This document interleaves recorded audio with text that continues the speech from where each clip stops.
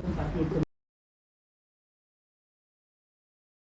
No sé, como que creo que también estaría padre dar espacio a las preguntas o sea, como platicar tantito, leer un poquito y luego dar espacio a preguntas a ustedes, porque siempre creo que eso es como lo más importante, ¿no?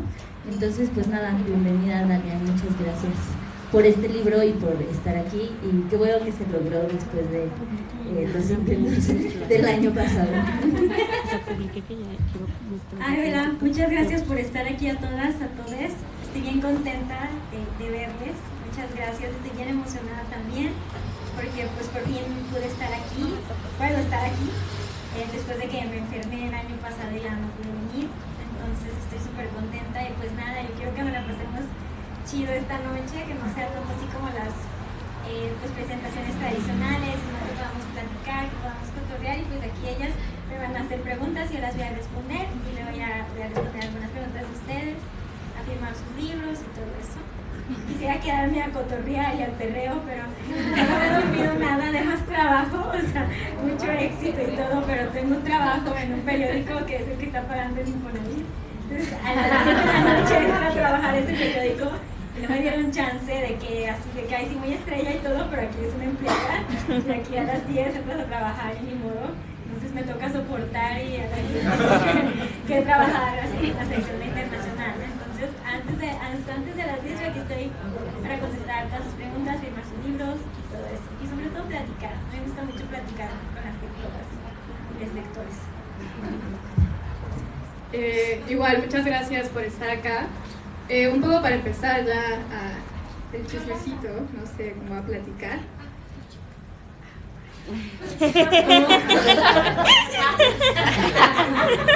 Gracias por la chela.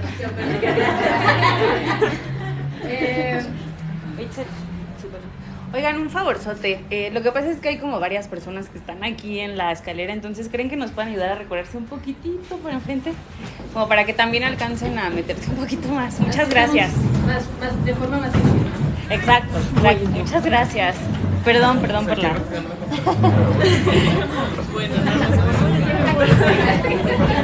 ¿Te quieres sentar en el perro? Muchas gracias.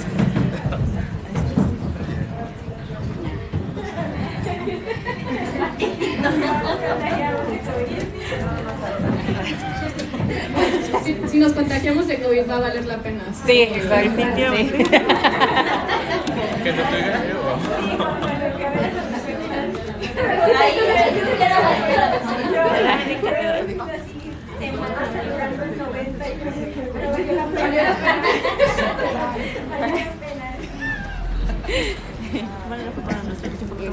Listo, ya, gracias. Sí cabemos.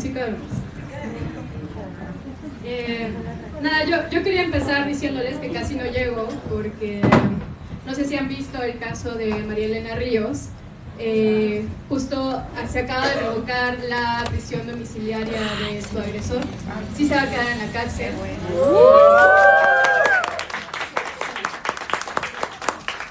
Estamos en contra del punitivismo, pero el punitivismo no significa impunidad. Entonces celebramos eso. Y nada, o sea, María Elena llegó a mi casa, estábamos allá platicando un poco sobre esto, y pensaba mucho también en que el cartel de esta presentación decía como las violencias que nos atraviesan o algo así, ¿no? Y creo que justo es como un tema que atraviesa no solamente nuestras cuerpos como mujeres, ¿no? Como personas disidentes de género, y que está presente acá, ¿no? Yo quería como preguntarte, Dalia, ¿cómo esto atraviesa tu libro? ¿Cómo decides tú empezar a escribir un libro sobre la violencia, ¿no? Y cómo se inserta esto en este contexto actual de violencia feminicida, ¿no? En México? Bueno, cuando yo empecé a escribir porque pues, era goticosa, y luego es bien exigente el mundo gótico, ¿no? Y además de que tienes que saberte de que Joy Division, que Bauhaus, pues, de que algunas películas de blanco y negro también tienes que ser artista. Y a mí para lo único que me alcanzaba era para ser escritora, porque pues pobreza, no podía comprar materiales para ser artista visual. Pero yo quería escribir de vampiros, terror y horror, ¿no? Para hacer una buena gótica además. Pero pues de pronto ocurrió una tragedia en mi familia, ¿no? Asesinaron a una prima mía, la asesinaron en el contexto de la guerra contra el narco. Entonces es no solamente que pierdes a un familiar, a una mujer de tu familia, a una persona cercana, de una forma violenta, sino que te enfrentas a toda una criminalización por parte de las autoridades y una revictimización, ¿no? Desde el momento en que te dicen, la levantaron, la embolsaron, porque con quién se juntaba con esas personas, porque estaba relacionada sentimentalmente con esas personas, le hicimos antidoping, tenía implantes de pechos, o sea, en lugar de buscar en el cuerpo indicios de las huellas digitales de los agresores, ¿no? O sea, se fijaron en que tenía implantes de senos, ¿no? Y de que traía esclavas muy caras y que de dónde vivía y con quién se juntaba. Entonces, a la hora que atraviesa esta violencia y todo lo que siguió después para la familia, para mi familia, de que es, bueno, y si sí fue un asesinato relacionado con el crimen organizado, te dejan a ti en la incertidumbre, en la inseguridad de qué hacemos nosotros, estamos en riesgo, qué va a pasar. Pero a la hora que yo estuve rastreando a mi prima, porque ella estuvo desaparecida, pues yo estaba googleando para ver si encontraba información. ¿Y que encontré? Encontré que había un montón de mujeres desaparecidas, que mi prima era una más de un montón de mujeres desaparecidas, y que además había un montón de mujeres asesinadas que se encuentran todos los días en baldíos, en botes de basura, expuestas en la vía pública. Entonces esto me politizó y yo dije, bueno, ya sé de qué quiero escribir. Yo quiero escribir de las violencias que nos atraviesan. Pero fue también muy complejo porque no quería escribirlo desde el lugar de las víctimas, de que nosotros siempre somos violentables, siempre somos asesinables, descartables. Quería escribirlo desde otro lugar, también visibilizar las resistencias cotidianas y las violencias, porque sin duda nos atraviesan violencias, pero también la resistencia y que somos mucho más que la violencia que nos atraviesa. Pero de entrada eso fue por lo que a mí me empezó a interesar el tema y que yo decidí escribir sobre esto, porque violencia yo sí había vivido, como todas nosotras, nosotres. O sea, yo había vivido intentos de agresión sexual cuando tenía 13 años, andaba en un baile así de sonidero y yo estaba tomando refresco y de pronto me empecé a sentir muy mal, así muy muy mal porque me pusieron una pastilla. Y mis amigas me llevaron a mi casa y mi mamá me llevó al doctor y el doctor le dijo que la dosis que me habían puesto era de que, o sea, si no me lleva al doctor, me muero. ¿Y para qué lo hicieron? Obviamente para agredirme sexualmente, ¿no? Entonces obviamente yo sí he vivido todas estas violencias, pero no fue hasta que la forma más brutal de las violencias que atraviesan a las mujeres, que es el feminicidio, fue que yo pues decidí que quería escribir sobre esto. Y que sí. Gracias. ¿Se escucha más fuerte? Sí. Gracias. Perdón, como que siento que es que todo muy accidentado, pero se logró todo bien, ¿no? No, creo que a mí, aparte de esto que estás contando sobre, que me parece bien importante pensar en las mujeres y en las disidencias no solo como seres vulnerables y ya, ¿no? O sea, creo que algo que está bien interesante en este libro es la forma en que estas mujeres responden a las violencias y también la forma en que incluso en esos contextos muy violentos hay posibilidades para el goce y para la vitalidad y para la respuesta como firme ante una serie de, no solo de violencia, sino pensaría que también de opresiones sistémicas, que son otra forma de violencia claramente, pero que quizá no tiene esta forma de un sujeto particular o de un sujeto concreto, sino de una serie de condiciones que impiden tener una vida vivible, ¿no? En ese sentido de señalar como las opresiones sistémicas y tal, creo que me gustaría, si puedes, que nos cuentes un poco cómo es que pensaste la idea de interconexión entre estos cuentos, porque creo que tiene mucho que ver con eso precisamente, ¿no? O sea, como pensar en que todos nosotras, nuestros cuerpos están como inmersos en los mismos, digamos, en las mismas interconexiones violentas, ¿no? Y creo que eso es algo que en este libro queda muy como patente. Bueno, fue creo que un proceso como accidentado, porque inicialmente yo quería escribir solo de muertes violentas relacionadas pues con los estereotipos de género, con la misoginia. que eran pues desde luego los feminicidios, pero también un poco con las muertes que están relacionadas con los trastornos de conducta alimentaria, con los que funcionaban, que son los 5 que están ahí, y otros 5 porque están leyendo todos los días las condiciones de impunidad, de violencia, te cansan. Entonces yo estaba muy cansada de que yo no puedo seguir escribiendo de violencia que vivimos las mujeres porque de por sí estaba bien deprimidísima, estaba de tratamiento psiquiátrico, dijeron no, pues van a terminar de internar. O sea, sí, o sea, yo me quería internar el IMSS, pero mi familia no dio la autorización. Pero dije, o sea, mi familia va a decir sí, ya interna, no, que se la llevan a Zapopan, porque en Aguascalientes no hay psiquiátrico, entonces me tenían que trasladar a Zapopan. Por eso mi familia no dio la autorización. Entonces, pensé, si sigo escribiendo de esto, sí me van a internar, ¿no? Tengo que escribir de otra cosa. Y decidí escribir sobre las mujeres que estaban en conflicto con la ley, porque pues en toda trama de la dominación, todos los sujetos dominados están en esta dialéctica de que a veces eres un sujeto dominado y a veces eres dominadora, a veces eres víctima y a veces eres victimaria, a veces eres oprimida y a veces eres opresora. Y las mujeres hemos hablado poco en el feminismo sobre esto, más bien han hablado mucho pero hemos escuchado poco, y así como somos víctimas podemos también ser bien culeras y también somos opresoras, y también cuando somos racistas estamos siendo pues agresoras. Entonces quería hablar de estas otras mujeres, pero me interesan sobre todo las que están en conflicto con la ley, las que son como, no precisamente opresoras, pero que sí son como moralmente grises, que hacen cosas que se supone que las mujeres no deberían de hacer. Y me puse a investigar sobre conductas delictivas, y también igual 10 cuentos, y sin conocer bien para nada. Entonces dije, bueno, pues ya tengo 10, ahora falta qué hacer con estos 10 que tengo. Entonces estaba yo ahí en la oficina en ese entonces y estaba yo haciendo mi pendeja porque iba a 6 horas diarias, pero mi sección la sacaba en 2 horas. Entonces me hacía pendeja muchísimo rato y luego me ponía a pelear por internet. Ese día no tenía ganas de pelear, extraño en mí. Pero estaba ahí haciendo, de verdad estaba sin hacer nada. Y de repente sí sentí así como que el cielo se abrió así y una voz celestial me dijo, pues entrelaza los cuentos, pendeja. Y dije, oh, demonios, es verdad. Voy a entrelazar y ya tengo un libro completo. Entonces me puse, los imprimí, me puse a trabajarlos para entrelazarlos y ya pues, tenía un libro. Me empecé a mandar a concursos literarios y al principio le fue muy mal, porque pues también yo bien mensa. Es que luego como que no, o sea, no nos ubicamos como que en la realidad y mandamos nuestros manuscritos, y esto es así como un consejo a donde no nos van a premiar, porque por ejemplo en el Dolores Castro de Aguascalientes hasta hace poco era muy dogmático, o sea, el premio de poesía Aguascalientes decían el premio católico de poesía Aguascalientes, o sea, ahí era imposible que fuera algo así novedoso. Últimamente se empezaron a renovar, pero yo lo mandé 2 veces al Dolores Castro y dije, ay, ¿esto qué es? Guácala.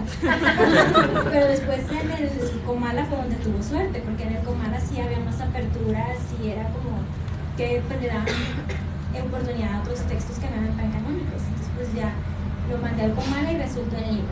Y luego ya me aferré a seguir escribiendo, pero ya de la resistencia de las mujeres, porque me gustó más de cómo resistimos a cómo nos violentan. Oye, y hablando un poco de la revictimización, yo pensaba mucho en que Perras de Reserva es un libro que es como, que además es sobre el cuidado, ¿no?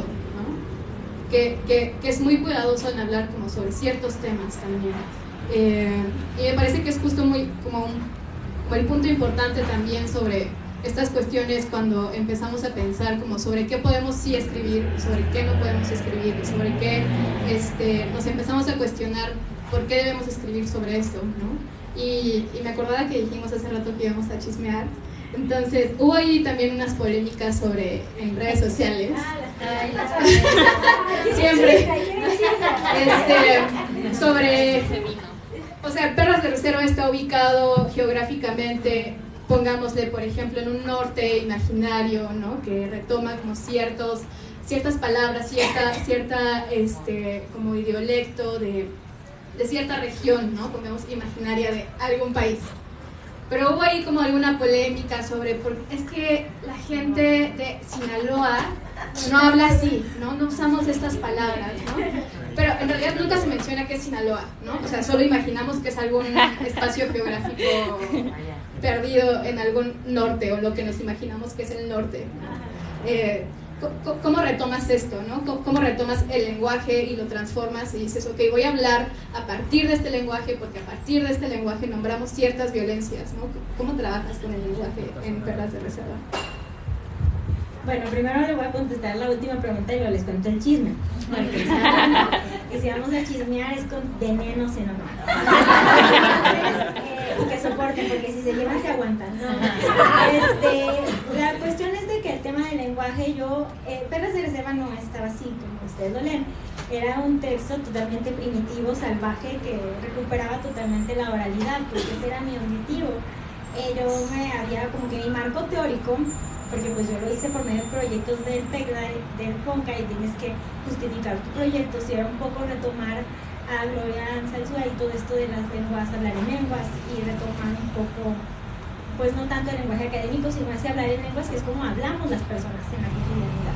Entonces yo hice mucho trabajo de oído, pero en el caso para hacer como los campos semánticos de cómo habla la gente, no cómo se debería de usar, sino cómo la gente se apropia de esos lenguajes y cómo la gente lo usamos. Y en el caso del exclusivo del plebe, lo hice porque yo entrevisté ahí a varias personas, ¿no? Entrevisté en específico a algunas chicas que son buchonas.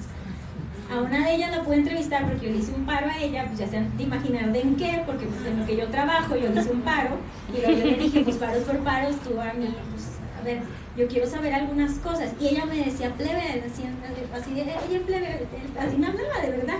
Entonces yo pensé que, o sea, yo no me iba a poner a investigar, no me iba a ir como en toda la región del norte, cómo se usa y cómo no se usa, porque no era un texto, no era una exploración lingüística, eran cuentos que retomaban cómo hablaba la gente.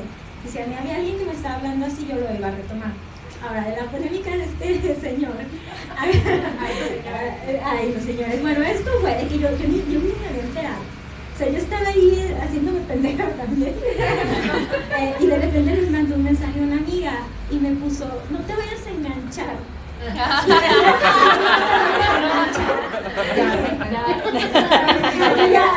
Ya me crecieron las uñas de Marta Marcos. Me aparecieron las uñas. Y luego entro a ver y yo dije, ok, está diciendo que no puedo usar plebe en segunda persona, está bien. Pero después cuando empecé a leer lo demás, dije, este güey, o sea, porque me dijo pendeja. Me dijo pendeja. Y aquí hay dos cosas importantes. Una, ¿quién era él?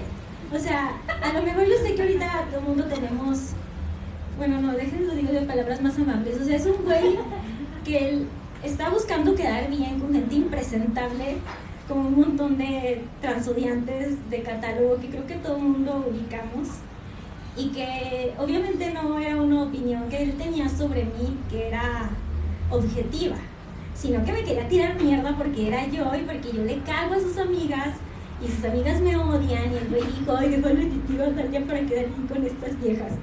Y es así de que, güey, ¿de verdad? O sea, es una cosa así, yo sé que fue así, es un güey horrendo y su hermano es horrendo.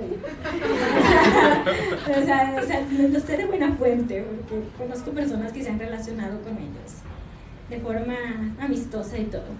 Pero a mí lo que en ese momento dije, bueno, yo tampoco me voy a poner de inmadura a decirle, ay, cállate estúpido, queda bien con tus amigas las tercas. No me iba a poner en ese nivel a pelear con él, sí lo pensé, y en mi mente lo maldije y le dije, eres un tonto, ahí anda detrás de ella, la visconeante, el espejo, ridículo. Y lo dije de todo en mi cabeza, pero a él no le contesté, y hasta de rato le dije que pues me está diciendo pendeja. A mí lo que más me molestó fue que se hizo una discusión enorme, y mi problema nunca fue que criticaran el texto, porque van criticando un montón. Un señor ahí dijo que no tengo talento, y un montón de señores han dicho que no tengo talento. Eso no me molestaba, tampoco que se pusiera discusión si se hablaba así o no, porque eso también se puede discutir. Lo que me molestó fue que me dijera pendeja, porque nadie me va a decir pendeja. Entonces estaba la discusión ahí en redes sociales y la gente decía, es que Dani está haciendo berrinche porque criticaron su texto. Y yo, no, la gente inútil, yo no estoy enojada por eso. Porque me dijo pendeja este güey, ustedes están viendo que me dijo pendeja y están discutiendo por una cosa que no tiene nada que ver, o sea, me dijo estúpida.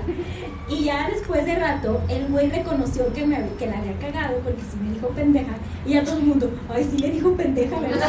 Y eso me pegó más porque digo, o sea, tengo que llevar a un güey hombre a validar mis emociones para que la gente dijera que sí me había pendejeado cuando desde un inicio era de que sí me había pendejeado. Y ya de ahí aprendí a tomármelo de quien viene. Cada vez que veo un hombre que me critica, así con estas características, como que blanco, de apellido compuesto, lo estorqueo. Y si veo que sigue a determinadas mujeres, digo, ay, no voy a discutir contigo, queda bien para fantas. O sea, no, ni siquiera te voy a ignorar completamente. Y me cuesta trabajo. Hace poco quería uno ahí bufarlo, pero dije, no me voy a enganchar. No, también es que luego sí me tienen prohibido pelear, porque lo malo de luego firmar así como con editoriales, eso es que si te dicen, es que a veces tienes como muy reaccionaria. No voy a pelear tanto. Una cuenta alterna para que de ahí pelees. Pero sí me moderan, que no les hago tanto caso, pero sí ya pienso más y no, pero bueno, el chisme ahí está y igual es muy impresentable, mala onda. Yo no sé ni siquiera por qué le di tanto tiempo para hablar de esto, pero pues ahí está el chisme. Que el chisme me encanta, ¿ves? A mí pregúntenme el chisme.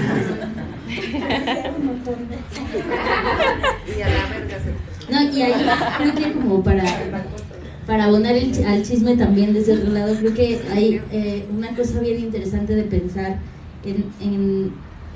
creo que es como una analogía a lo que sucede con esta cosa que se llama la policía del tono, ¿no? Cuando gritamos, cuando nos enojamos, cuando decimos o intentamos responder a determinada violencia o a determinado comentario fuera de lugar, estúpido, desafortunado, o como lo queramos llamar, ¿no? Casi siempre la respuesta es que así no, o sea, esas no son las formas, güey, la pared, ¿no? O sea, como que todo el tiempo es este asunto de censurar o de perseguir las formas que tenemos para protestar y en este caso para expresarnos y no el tema ante el cual estamos protestando, ¿no? Y creo que, por ejemplo, aquí señalar que así no habla la gente en Sinaloa es otra forma de desviar la atención, es decir,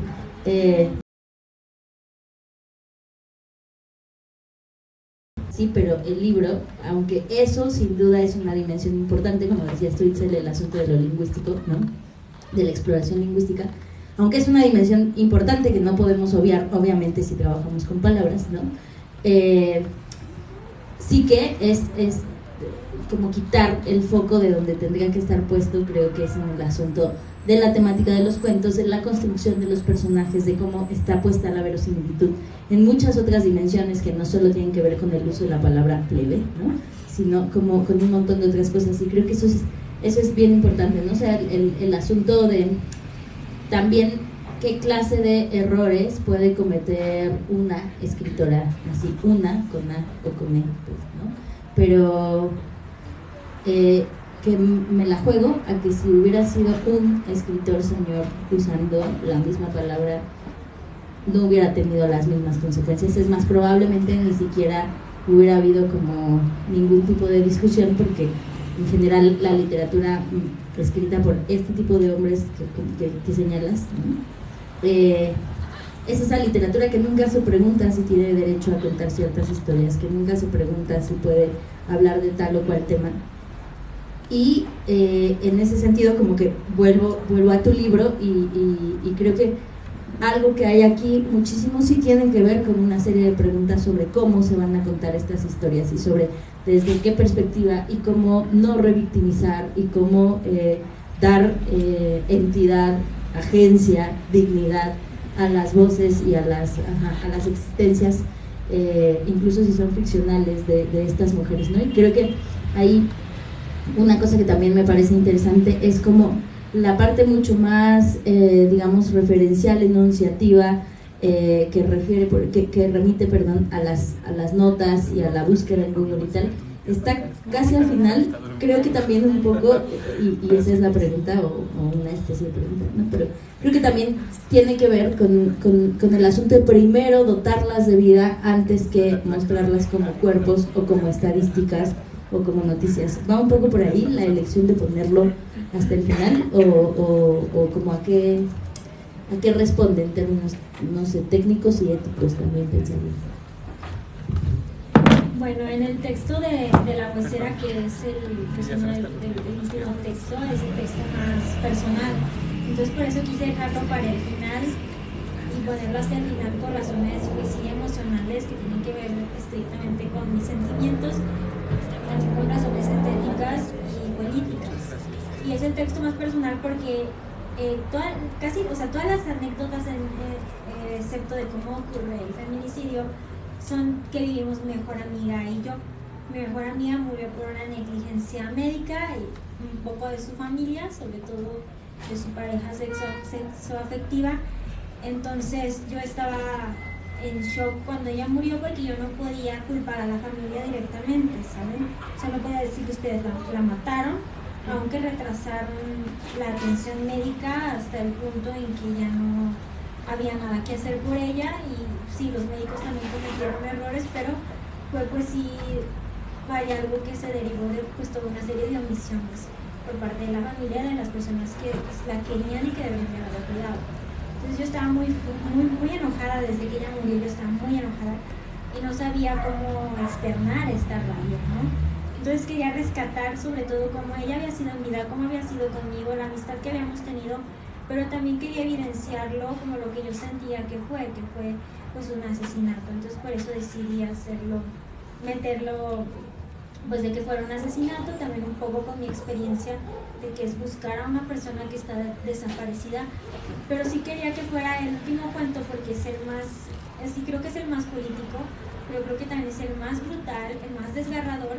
Entonces quería que fuera el último para primero darle, digamos, protagonismo a las vidas de las mujeres, como no tanto a la violencia que vivieron, sino como a ellas como personajes, a ellas recuperando su voz, contando su historia y ya al final pues cerrar con algo que ya es más desgarrador.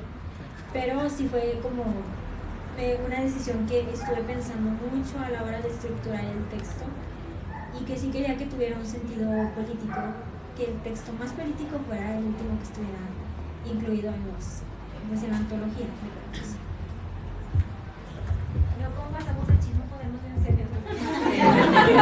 Igual si quieres ya un poco para empezar a abrir el micrófono, porque seguramente hay muchas personas que te quieren hacer preguntas o te quieren preguntar sobre chismes, no sé. Estaba pensando en esto que dijiste hace rato sobre que al menos desde el movimiento feminista o desde los movimientos feministas volteamos a ver muy poco a las mujeres que están en conflicto con la ley, ¿no? O todas estas mujeres que están envueltas que más bien nos fijamos mucho en las que son víctimas, pero no solo en las víctimas como en plural, sino en la víctima que sea una víctima perfecta, ¿no? Las que no gritan, las que no salen a decir cosas, ¿no? Las que se quedan calladas y las que lloran y solamente se quedan en su casa encerradas, ¿no? Y creo que justo Perras de Reserva es como este grito o estas voces de las que no se quedan calladas, ¿no? De las que no son unas víctimas perfectas, de la pareja del narcotraficante, ¿no? Que no tiene miedo en ser esta pareja, ¿no? Y que dice, claro, yo me asumo como tal, ¿no? O sea, no importa, ¿no? Yo soy esta mujer porque quiero ser así.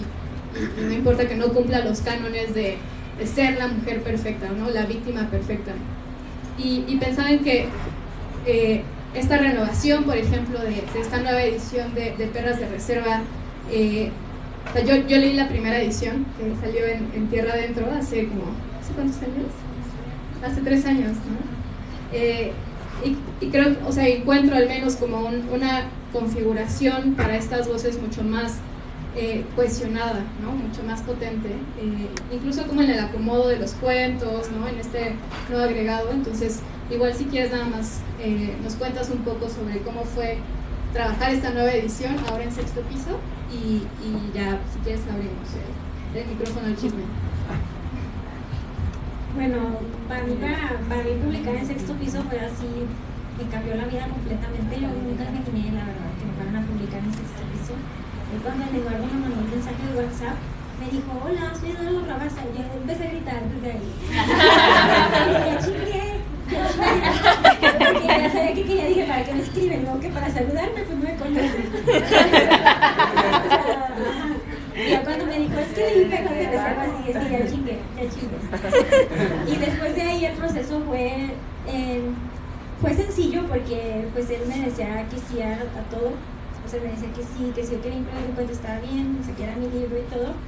Pero lo que fue muy complejo fue reencontrarme con los textos, porque yo tenía, o sea, yo los escribí, lo mandé a Comala, hice toda pues, reescribir el libro con las ediciones que hizo Tierra Adentro, con las sugerencias que me dio Tierra Adentro, y ya cuando se publicó yo no lo volví a leer, porque yo además de que son historias muy dolorosas, muy complicadas, que fue muy complicado de hacer etnografía, de investigar, de que muchas de las mujeres en las que me inspiré, sobre todo las que son buchonas, ya están muertas.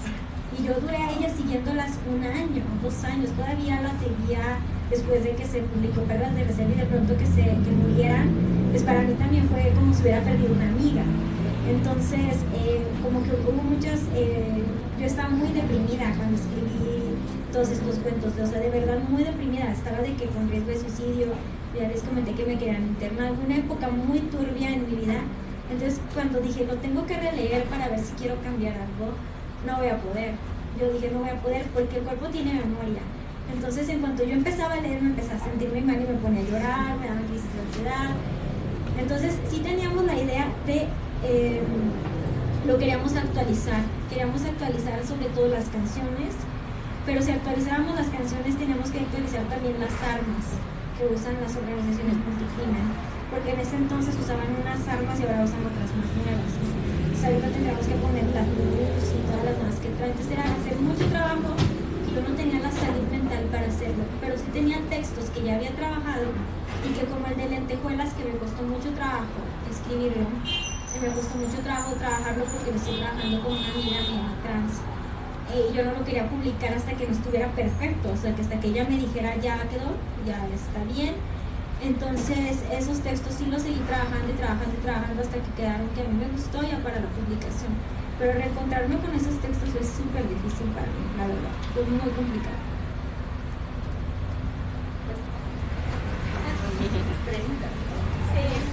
¿Alguien tiene alguna pregunta?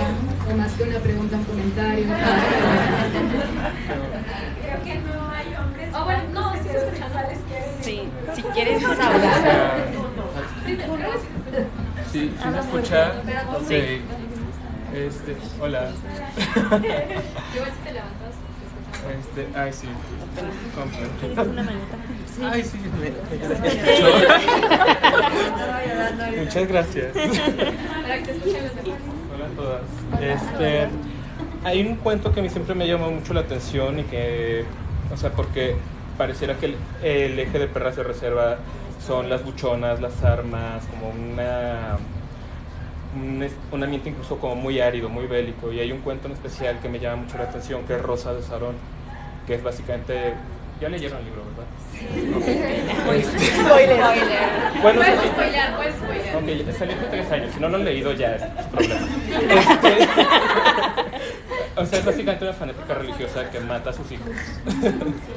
Entonces, no está en una asociación criminal, no es esta mujer empoderada, es realmente una mujer bastante extraña.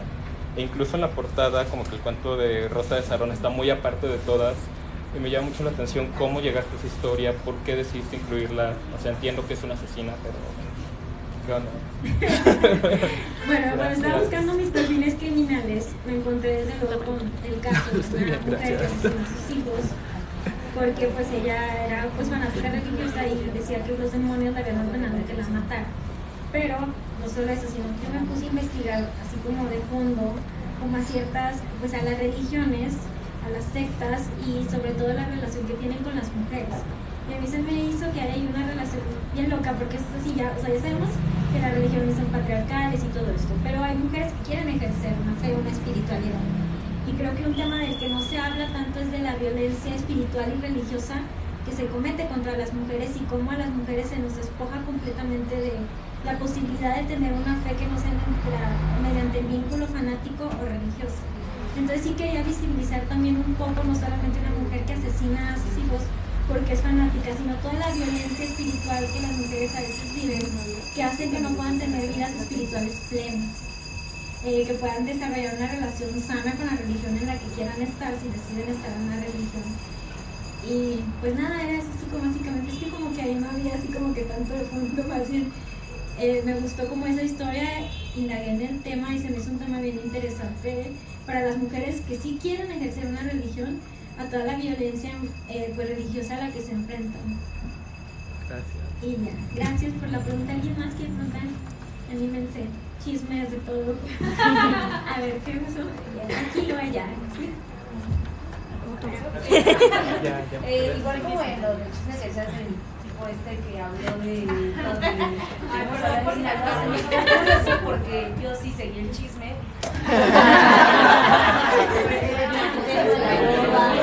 Se me hizo bien curioso que este güey y su hermano acaban de hacer un documental, sobre las rastreadoras.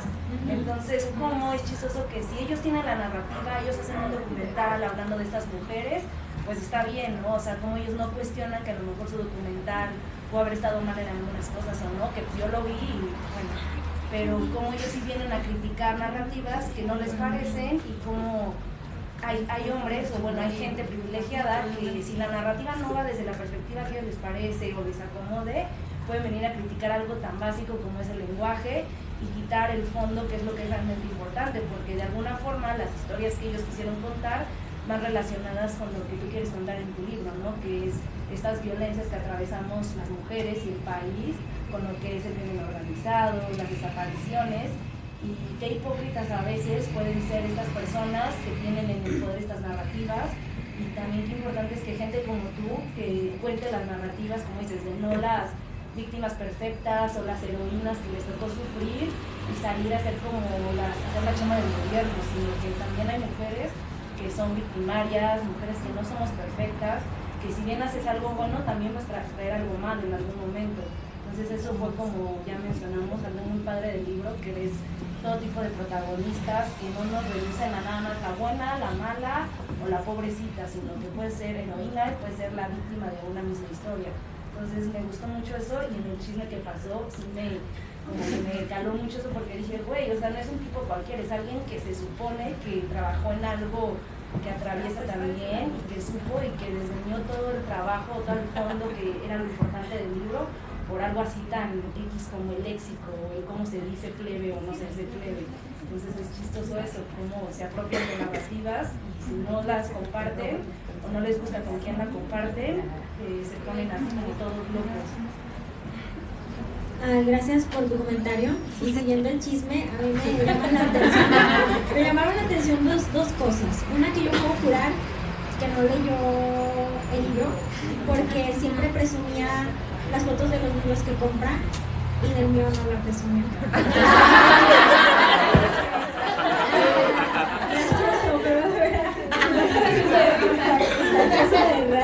Y otro, que la otra crítica que he escuchado así que con mucha furia hizo fue a Fernanda Melchor. O sea, es así de que habiendo tantos hombres que hacen cosas problemáticas por criticar, nos critica a mí y a Fernanda Melchor, ¿no? Es así de que, ok, gracias amigo, por decirnos que eres machista sin decirnos que eres machista. Y, ¿qué más iba a decir? Otro chisme, pero ya se me olvidó. Era de este mismo güey. No, ya era, ya se me fueron, de rato si me acuerdo, les digo. Y para allá. Yo, ahora sí que, perdón, pero más que pregunta, tengo un comentario. Fíjate que tu libro tiene un montón de cosas muy valiosas, muy chingonas, pero una de las que más, en muy particular opinión, me gusta, es que no presentas a las personas como buenos y malos. Más allá de los debates éticos, que ahí no me voy a meter porque tú eres filósofa, esto de no presentar a las mujeres como buenas, totalmente buenas o totalmente malas. O sea, son seres humanos que están en ciertas circunstancias y en las circunstancias es el punto de quiebre. Seguramente te acuerdas porque yo doy talleres en la cárcel y creo que tú has comentado que en la cárcel llama mucho la atención tu libro. Te voy a contar algo rápido y breve. Yo trabajo con varios cuentos, pero hago una dinámica para intercalar el de Dios no hizo el paro y que Dios nos perdone. Entonces hago equipos y a una les voy a leer uno y a otras otro, pero no les digo que están leyendo textos diferentes. Y después las intercalo otra vez, ¿no? Para que me hablen de los personajes y de las conductas y demás. Y después se dan cuenta de que todas tienen sus razones y todas tienen sus circunstancias para actuar como lo hicieron. Entonces, eso me parece súper valioso. Y también esto de no necesitamos ser buenas mujeres para que tengamos justicia. Eso yo se los digo mucho a las mujeres en la cárcel. Y en nombre de ellas, gracias, porque no sabes cómo les gusta tu libro. Yo llego y se lo cambian, porque yo les digo, a ver, esta es de todas. Y se lo pueden prestar a la gente que tampoco está en el taller. Y voy entrando en el pasillo y me dicen, ya leí el de Stephanie, ya leí el de, ¿sabes? Y yo, qué bueno. Así es que te mandan saludos. Ay. Y ya, ese era mi comentario. Si se puede organizar alguna sesión con ellas, aunque sea Sí, por yo Zoom, sé, pero es que no hay internet, no hay tienen internet, una o pantalla, igual- no las dejan entrar al comedor, entonces les voy a mandar tus saludos. Ahorita les grabas un audio. Ay, claro que sí, les grabo un audio y sí, yo con mucho gusto, sí sé luego que es complejo. Sí, porque en Aguascalientes iba a dar un taller con las mujeres que están privadas de su libertad y se cayó. Por temas, pues que tienen mucho cuidado con ellas a la hora de ciertos tratamientos, de ciertos protocolos, pero es también lo que yo siempre les digo, o sea, a mí de que las mujeres privadas de su libertad me lean y les guste lo que escribo, yo con eso ya gané. De ahí los hombres blancos, heterosexuales y burgueses, si no soportan y se atacan, o sea, tienen dos problemas, ¿no? Pero a mí es de que, o sea, creo que es evidente que yo no escribí para ellos. Yo no sé ni de entrada por qué me leen pinches metiches. Porque no les estoy hablando a ellos. O sea, de que, güey, o sea, desde el título es obvio que no te estoy hablando a ti. No me lees en Twitter, no me interesa hablar de ti. Y los dos se enojan porque no les hablo a ellos en mis textos. Pues a mí me interesa hablarle a las mujeres. O sea, si ellos no, o sea, si se enojan y todo, pues ya es pedo de ellos para andar de metiches leyendo donde no les están invitando. Pero de verdad, qué bueno y qué chido el trabajo que estás haciendo, y ahorita les grabo el audio y qué felicidad. Lloraría, pero los estabilizadores del estado de ánimo. O sea, yo por dentro estoy llorando. Pero no, de verdad no puedo llorar. O sea, yo he querido llorar con este libro desde que salió y no he podido llorar. Mi esposo me sacude y me dice, dale, emocionate, grita, llora, pues dile al psiquiatra que me baje la medicación. ¿Cómo me piden así? O sea, yo, sí, o sea, sí siento, pero es complicado. Como el medicamento era para modular mis emociones, porque según eran muy intensas, pues ahora estoy así. Nada más de enojarme, eso sí puedo, ¿eh? Como, ahí sí yo me enojo y me peleo. Entonces, muchas gracias. Si alguien más que quiera comentar algo. A ver, hay tres. ¿Quién levanta la mano primero? Si quieren, nos vamos así. ¿Aquí? Ok. Tú, si quieres. Bueno, primero, siento que también es súper importante para mí cuando leí aquí tu biografía, porque yo no sé, o sea, no te conozco más que por esta biografía, y es súper inspirador como ver que vienes desde una marginalidad que no es como de vengo de familias de escritores o vengo de un círculo, ¿no? Porque justamente siento que yo estudié letras, entonces siento que es bien difícil sobrevivir como en este ámbito si no tienes como tus papás que fueron profesores o son del ámbito, entonces, y luego peor tantito en la escritura, ¿no? O sea, porque hay tantas personas que quieren escribir, o sea, conozco tantas chicas, tantos cursos que he tomado, y siento que muchas de nosotras estamos como muy frustradas, ¿no? Porque tenemos que tenemos que trabajar muchas veces en cosas que nada que ver y no tenemos...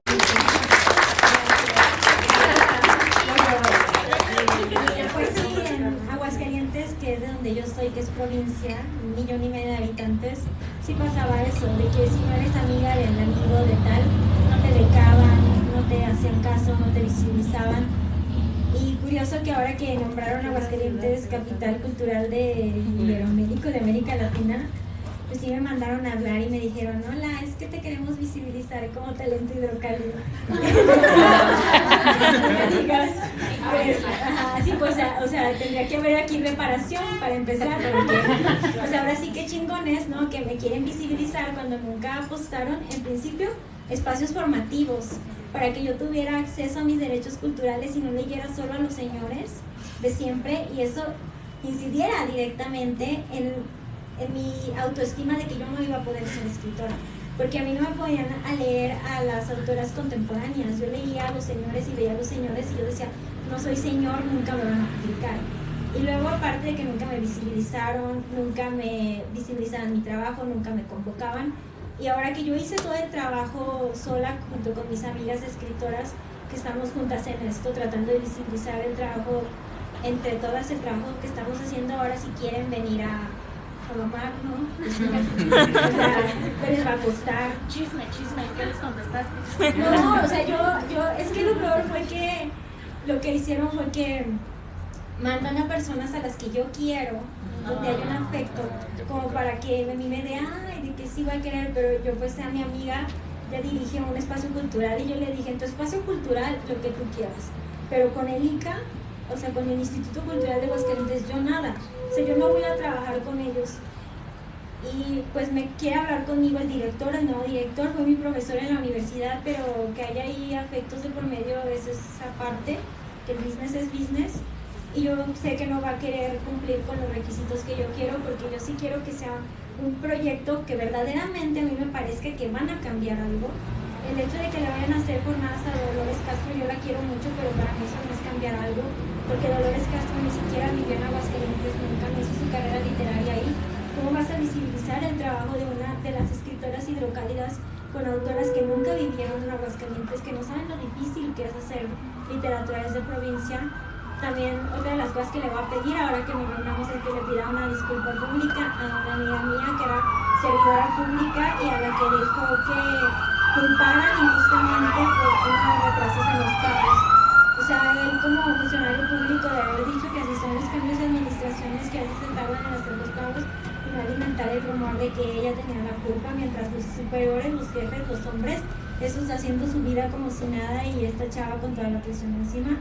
Y obviamente el dinero, mucho dinero, o sea, de que por 1,000 pesos hasta creí que voy a salir de mi casa y digo, no, o sea, no, o sea, quieren usar mi imagen, pues que reparen todo lo que no hicieron durante años, no solamente conmigo, sino con todas las personas de Aguascalientes que quieren escribir y que no han tenido acceso a pluralidad en los derechos culturales. Entonces, pues yo creo que ahí no se va a hacer. Yo la verdad ya no quiero en Aguascalientes nada, si tengo espacios tan bonitos como este que va a quedar ahí. Y pues mis amigas saben que si ellas me convocan, pues yo con ellas voy en Aguascalientes, entonces eso no hay problema. Y respecto a la biografía, a mí se me hace bien curioso que queremos visibilizar y que no, porque yo creo que aquí todo el mundo hemos trabajado en un concentro. Sí. Un montón de personas hemos pasado por estos lugares horribles que te absorben el alma y te dejan, o sea, sin ganas de nada en la vida. Pero pocas personas lo visibilizamos porque eso no es cool, ¿no? O sea, yo hubiera podido poner ahí de que ay, profesora visitante en la Universidad de Liverpool, ¿no? Que se oye bien mamador, porque di una clase. Una clase en el CIDE, ¿no? Que todavía se oye bien mamador. Pero no, o sea, es que ¿para qué? Porque estos trabajos que parecen que no son importantes, pero que son el call center, el trabajo de estar de mesera, el trabajo de estar de dependiente en alguna tienda, te crean habilidades para la vida que son luego más importantes que las que me pudo dar una clase en la Universidad de Liverpool. Y es lo que a mí me interesa visibilizar, es de donde me quiero visibilizar. ¿Y quién sigue? Acá, sí. Hola. Bueno, yo estoy muy de acuerdo con todas las compañeras, especialmente con la compañera, ¿cuál es su nombre? Gabriela. Y es comentario pregunta. Yo en estos cuentos y en tus textos en general, los que he tenido oportunidad de leer, hallo que siempre la mujer aquí es agente, siempre la mujer como agente, ¿no? Está accionando algo. Y no hay un juicio de valor, no hay un juicio moral, ¿no? Como bien decía la compañera, no se está diciendo si ese actor es bueno o malo, simplemente está haciendo algo, ¿no? Pero además hay mucha sátira y un humor bien ácido, que es algo que a mí me gusta demasiado. Yo a mi mamá le he leído muchos cuentos tuyos y mi mamá se caga de risa cuando se los estoy leyendo, ¿no? Pero a lo que voy es a que dentro de esa sátira y dentro de esa narrativa y esa oralidad que también es tan tangible, hay mucha crítica y hay tesis bien concretas. Y a mí me parece maravilloso cómo es que logras surfear esta oralidad y esta sátira y te estoy contando algo cagado que me pasó, pero al mismo tiempo estoy haciendo una crítica bien dura al punitivismo, ¿no? Una crítica, qué sé yo. Entonces, mi pregunta va por ahí, ¿no? ¿Cómo logras tú hacer eso? Porque me parece maravilloso. Estamos acostumbrados como a la academia, ¿no? Que la tesis se da en un texto, en un ensayo académico, y lo que yo encuentro en tus textos, en tus cuentos, es que tú logras esas tesis y esas críticas en un cuentito cortito, ¿no? Y es así de contundente. Hola, muchas gracias por tu comentario. Yo creo que lo logro andando ahí en muchos lados al mismo tiempo, ¿no? Porque así como tengo amistades que se dedican a la academia y que hacen investigación académica y que yo leo sus investigaciones, pues yo también leí filosofía, pasé 4 años leyendo pura filosofía, puros señores, pero al mismo tiempo, pues la gente con la que yo me relaciono en la cotidianidad así, son personas que no se dedican a la academia ni nada de esto. Yo con quien más convivo es con mi familia política, con la familia de mi esposo. Es una familia de barrio Bravo, que vive en los polígonos de la marginación de Aguascalientes. Entonces yo cuando voy con mi cuñada, que es como la persona con la que más convivo, así como el ser vivo, ser humano con el que más... Bueno, ser vivo no, porque pues convivo con mis perros, pero como la mujer con la que más convivo es luego ella. Y pues a mí me parece que luego ella es muy brillante. No tuvo la oportunidad de estudiar, porque pues estaba en un contexto de mucha marginación, pero es una mujer muy brillante que luego me explota la cabeza con las cosas que me dice, y me las dice de una forma muy sencilla, ¿no? Por ejemplo, respecto a su papá, que ella no procura a su papá. Y para muchas personas el podar nuestro árbol familiar de personas que nos han violentado es muy difícil. Y yo cuando ella le dije, ay, luego porque a tu papá y no tienes tan abandonado que... Y luego me dice, no, pues yo no voy a ver por alguien que nunca vio por mí al chile, o sea, el señor ese nunca se preocupó por mí ni de mandarme a la escuela, ahora yo por qué chingados me tengo que hacer cargo de él. Y yo así de, pero así sin remordimiento y sin nada. Entonces, estar como que en constante en estos dos mundos de que voy para acá, voy para allá, sí, hace como que sea, pues que pueda como articular discursos muy complejos de lenguaje muy sencillo. Además, yo creo que si volteamos a ver como a otros lados, por ejemplo, la canción de No soy criminal de Joss Jones y Acapella, que te dice, son 8 patrullas nada más por tomar un toque. O sea, te lo dice de una forma bien sencilla, que te está diciendo que la posesión simple como delito no debería de existir. O sea, sí, y ahí mismo dice, o sea, poco por un gallo ya me quieren arrestar si es normal cargar consumo personal. Y también te dice que hace mucho menos daño que la anís y el ron, y te lo dice de una forma muy sencilla, pero hay papers que confirman que hace mucho menos daño que el anís y el ron, ¿no? Entonces creo que pues es de que siempre estoy explorando en formas más amables de decir las cosas, más amigables, más de risa, y de risa es de que yo así soy yo. O sea, yo ahorita les cuento una vez que un ex amigo intentó agredirme sexualmente y, o sea, me golpeó de que, o sea, la denuncia no me la iban a levantar por intento de agresión, me la iban a levantar por lesiones, porque me dejó totalmente moreteada, me abrió un labio, me sacó sangre de la nariz, me dejó todos los amoretes por todos lados, y cuando yo lo cuento la gente se caga de risa. O sea, se caga de risa porque yo lo cuento de una forma muy cómica, porque pues así soy yo, ¿no? O sea, como que, y no es que a mí no me haya lastimado, pues me pegó, pero pues como que, no sé contar las cosas de otra manera. Y pues obviamente lo más, o sea, que me da más coraje, y que eso sí es como de enojo, porque a mí yo era menor de edad, tenía 17 años, fui a levantar la denuncia y el Ministerio Público me dijo, le puedo levantar la denuncia por lesiones, pero tiene que venir su mamá porque usted es menor de edad. Pero por agresión sexual, atentados al pudor, eso no, porque pues usted andaba de calientahuevos. Y yo, o sea, yo dije, o sea, ¿qué justicia me espera en este lugar? Mejor que le rompan su madre. Le dije a un amigo mío, y ya, ¿qué me hizo? ¿Cómo me dejó? Y le rompimos su madre. Y fue y me pidió perdón. Me dijo, perdón, es que no sé, que el alcohol, que esto. Yo le dije, güey, es que a mí no me basta que me pidas perdón. A mí, júrame que no se lo vas a hacer a ninguna otra. Porque si nos enteramos, o sea, nosotros como las llenas, si decides volver, de que, o sea, se me entero que se lo haces a otra persona, mis amigos te matan. Y yo sabía que sí, o sea, les valía verga la vida a esos hombres, y o sea, sí lo podían matar, o sea, sin problemas. O en una riña o lo que sea. Entonces, pues yo lo cuento y la gente se muere de risa, pero en realidad pues, no es nada divertido. Pero así soy yo para contar las cosas, como que siempre soy muy humorística. He pensado que me voy a dedicar al stand-up.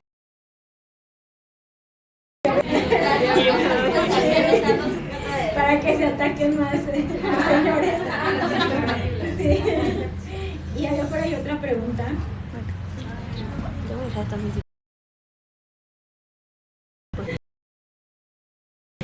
Bueno, he tenido oportunidad de leer algunos de tus ensayos, este libro de cuentos, sigo tu podcast también, entonces pues tenía muchas ganas de venir. Y es como una, igual como anécdota, pregunta. Me gustó bastante de tus cuentos, pero yo pude notar, o así me parece, como un goce muy específico con esta parte como gótica y vampírica y vengadora, ¿no? Entonces, mi pregunta es, pregunta y anécdota, porque creo que actualmente se está escribiendo desde muchas violencias, ¿no? Es como en este intento de denuncia y de exorcizar y de nombrar tanto lo que se ha silenciado. Y creo que sí es muy importante y se debe seguir haciendo, pero también creo que está esa parte fantástica que yo le decía a mis personas, ves a los vatos latinoamericanos escribiendo de thriller y fantasía, ¿no? Y ves a las morras latinoamericanas nombrando todas las violencias y es doloroso y a veces agotador seguirlo leyendo, pero es necesario, ¿no? Es así como lo quiero, pero no, o sea, entonces mi pregunta es si alguna vez has pensado o en cuentos o en una novela, pero explora esta parte que veo muy fantástica tuya, porque estas inclinaciones góticas. A mí me gustó mucho de cuento porque dije, de aquí salen muchas más para tirar, ¿no? De sí nombrarlo, de sí o sea, lo podemos ver con María Fernanda Ampuero, ¿no? Que también es como súper desgajador, y también en la actividad de Mariana Enríquez, ¿no? Pero esa es mi pregunta, si alguna vez has pensado como sí continuar esta línea, pero también sobre lo fantástico. Hola, gracias por la pregunta, esa me encanta porque soy darks. Y, ay no, o sea, yo los vampiros, o sea, es propio de los darks, no es así de cliché. O sea, la última serie que vi fue Déjame Entrar, una feria de libros, y de las primeras veces que me pagaron bien un puestito, todos los de American Vampire, y llegué así, me da todos. Así, yo. Así, ajá, me los llevé todos, me gustan mucho los vampiros. Yo quería escribir de vampiros, o sea, inicialmente cuando yo era gótica, o sea, todavía soy, pero ya le hago el bellaqueo también, porque me perdí muchas cumbias por andar de arquetipo. Ya no estoy en edad, la verdad, ya, o sea, ya si me las pierdo, me voy a morir primero, entonces, ya, pues no, ya no le juego tanto ahí a la oscuridad. Pero cuando empecé a ir a talleres, a los primeros talleres de literatura que yo entré en Aguascalientes y que para mí era el único que valía la pena, era de literatura fantástica y de terror. Y valía la pena porque la tallerista era de las pocas talleristas que valían la pena en Aguascalientes, porque era súper asertiva para decirte las cosas, pero era muy amorosa, no te quitaba las ganas de escribir. Y yo la primera vez que la vi, como contó ella la gallina degollada, yo dije, ay, de aquí soy, ¿no? Porque decía, y esa sangre brotaba así hermosa, y yo, ay, qué bonito está. Y pues ahí leíamos pura literatura fantástica y de terror, y se escribía sobre eso. Pero luego también pensaba yo y decía, pero es que como junto este interés mío por los vampiros y la violencia, que es bien complicado no embarrarte del contexto en el que estás. Sobre todo en mi caso, que soy activista, ¿no? O sea, de que yo si trabajo como activista es imposible, y en La Sonrisa hice el experimento y lo logré. Y yo sí quería escribir más, tenía planeada una novela de vampiros. No sé qué tanto puedo hablar al respecto porque ahí firmé un contrato de confidencialidad, pero ya no lo pude escribir porque me lo opcionó una productora para hacer una serie. Opcional es de que te dicen, me gusta tu texto, dame 2 años para ver si consigo dinero para hacerlo serie, mientras te doy 10 pesos y me lo apartas, ¿no? Y ya tú ahí no le mueves, no puedes publicar nada de este texto hasta que en 2 años te resolvamos si tienes financiamiento. les queda 1 año, están buscando financiamiento, yo espero que lo encuentren, pero mientras pase ese año yo no puedo tocar ese universo vampírico porque ya construí todo mi universo vampírico, tengo personajes, características de los vampiros, todo, pero yo no lo puedo tocar porque lo tienen separado.